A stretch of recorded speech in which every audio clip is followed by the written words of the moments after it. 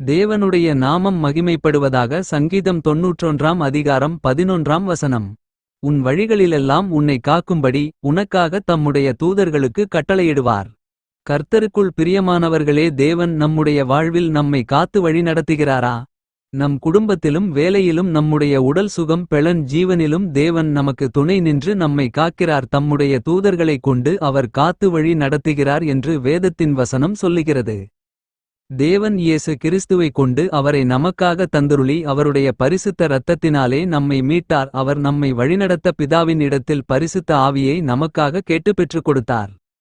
பரிசுத்த ஆவினால் நாம் நடத்தப்படுகிறோம். நம்முடைய வாழ்வில் நம்முடைய செயல்கள், சிந்தனைகள், நினைவுகள் அனைத்தையும் தேவனிடம் நாம் அர்ப்பணிக்கும் பொழுது, தேவனே, என் இருதயத்தில் உள்ள அனைத்து காரியங்களையும் உம்மிடத்தில் நான் ஒப்பு கொடுத்து விட்டேன், நீர் என்னை வழிநடத்தும் என்று நாம் சொல்லும் பொழுது தேவன் தம்முடைய ஆலோசனைகளை தந்து நம்மை வழி நடத்துகிறார். அவருடைய வார்த்தைகளை நாம் கைக்கொண்டு அவருக்கு கீழ்ப்படிந்து வாழும் பொழுது நமக்கு உதவி செய்கிறவராக இருக்கிறார். நாம் அனைவரும் அறிந்ததே, தேவன் தமக்கு பயந்தவர்களுக்கு தம்முடைய தூதர்களை அனுப்பி அவர்களை சூழ்ந்து கொண்டு காத்துக்கொள்கிறார். சங்கீதம் 34 அதிகாரம் 7 கர்த்தருடைய தூதன் அவருக்கு பயந்தவர்களைச் சூழ பாளையமிறங்கி அவர்களை விடுவிக்கிறார்.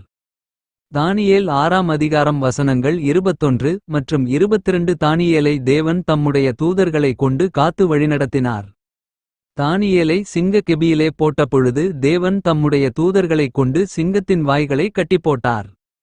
சிங்கங்கள் ஒன்றும் தானியேலை சேதப்படுத்தாதபடிக்கு தேவன் காத்துக் கொண்டார். கிறிஸ்துவுக்குள் அன்பானவர்களே, நம்மை நாம் முழுமையாக தேவன் இடத்தில் அர்ப்பணித்து அவருடைய வார்த்தைக்கு கீழ்ப்படிந்து அவருடைய சத்தத்திற்கு நம்மை ஒப்புக் கொடுக்கும் பொழுது, தேவனுக்கு பயந்து தேவன் ஒருவரையே நம் வாழ்வில் முழுமையாக தொழுது கொண்டு ஜீவனுள்ள தேவனைத் தொழுது கொள்கிறோம் என்ற விசுவாசத்தில் உறுதியாய் நிற்கும் பொழுது தேவன் நமக்கு துணை நின்று நம்மை காக்க வல்லவராக இருக்கிறார். நம்மை நிச்சயமாக அவர் தம்முடைய தூதர்களை அனுப்பி காத்துக் கொள்கிற தேவன். அவரிடம் நம்மை முழுமையாக அர்ப்பணிப்போம், தேவனை விசுவாசிப்போம், அவருடைய கிருபையை பெறுவோம். ஆமென்.